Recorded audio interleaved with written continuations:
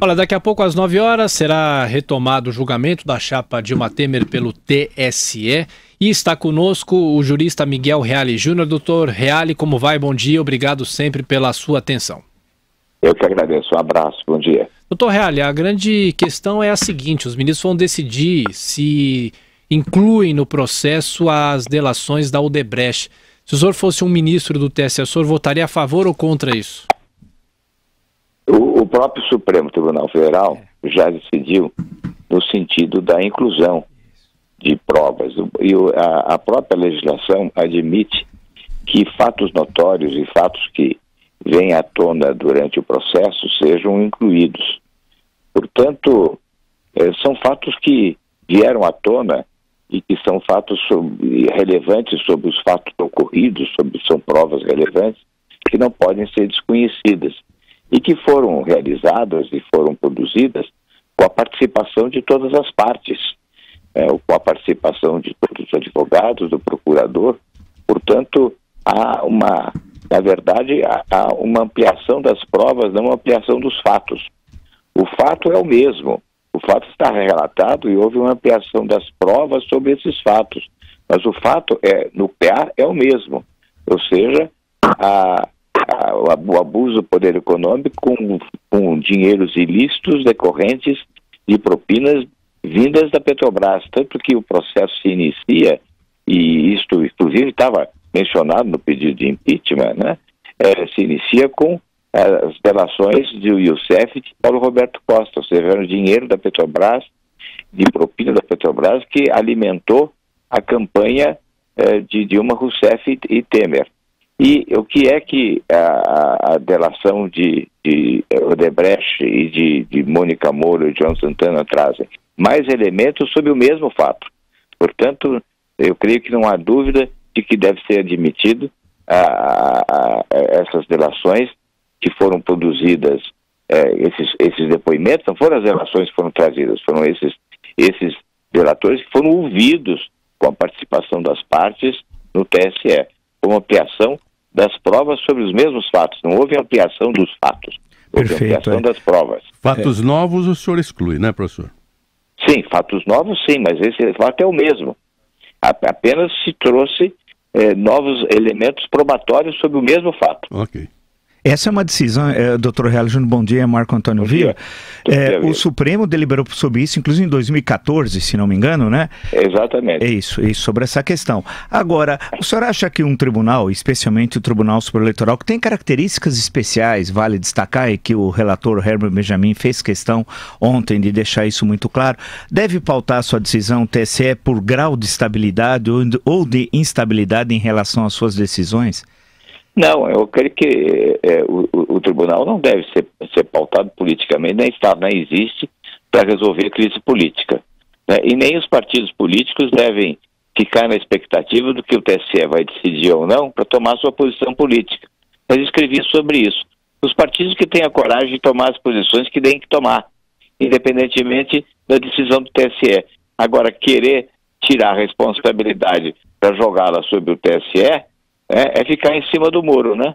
Perfeito.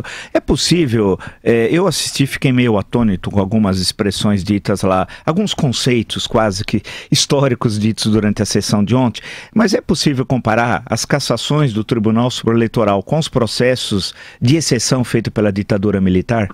Não há uma distância imensa, né? O processo é um processo feito sob o devido processo legal, com a participação das partes, com o advogado, para verificar o quê? Ilícitos cometidos de abuso do poder político e econômico, né? Quer dizer, desvirtuamento do voto. E a cassação na ditadura foi uma cassação feita mano militare, de cima para baixo, como represália da ditadura do poder militar sobre o poder civil. Ou seja, fazer essa comparação é um absurdo histórico, é uma deturpação da história, né? É uma má lição que está sendo dada ao povo brasileiro pela televisão se fazer essa comparação. E o relator foi bem preciso nisso, professor Reale. Muito preciso. Ao dizer que a questão anterior de Collor, por exemplo, tratou-se da cassação de um presidente. O caso subjúdice agora é a cassação de uma eleição, de uma dupla numa eleição, portanto, antes da presidência. Sim, o processo começou logo em dezembro, no prazo especificado em dezembro. A captação de recursos estava viciada, portanto, antes da própria eleição. Era anterior, não é? O que está se julgando é um processo eleitoral deturpado pelo abuso de poder. Não é?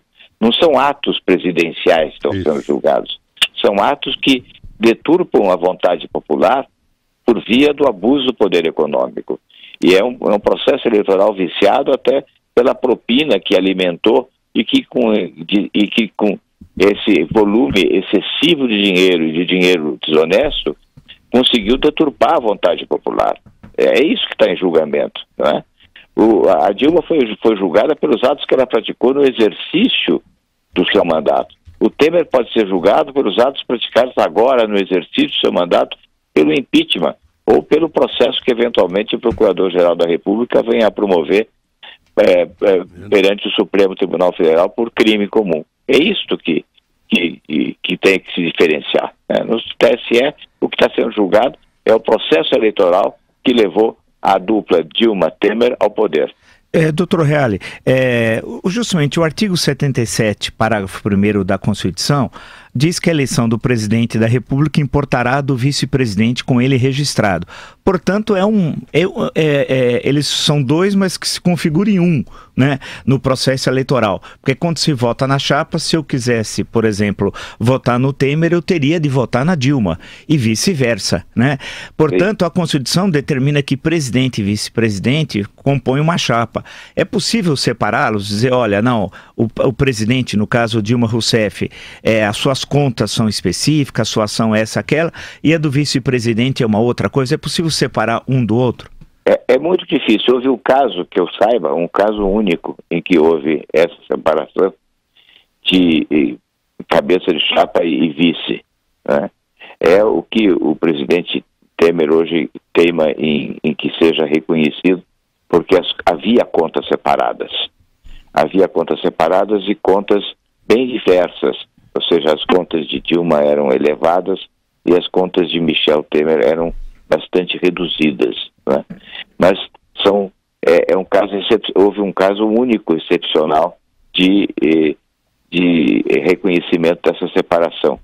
Nesse caso, me parece até que há um complicador para essa separação, porque houve uma mistura de contas e várias contas foram misturadas, inclusive dinheiros que eram destinados às contas à campanha de Michel Temer acabaram indo, inclusive dinheiros ilícitos de Caixa 2 foram destinados à campanha de Dilma, mas que tinham sido captados pela campanha de Michel Temer. Portanto, acho um pouco difícil que se saia por essa linha.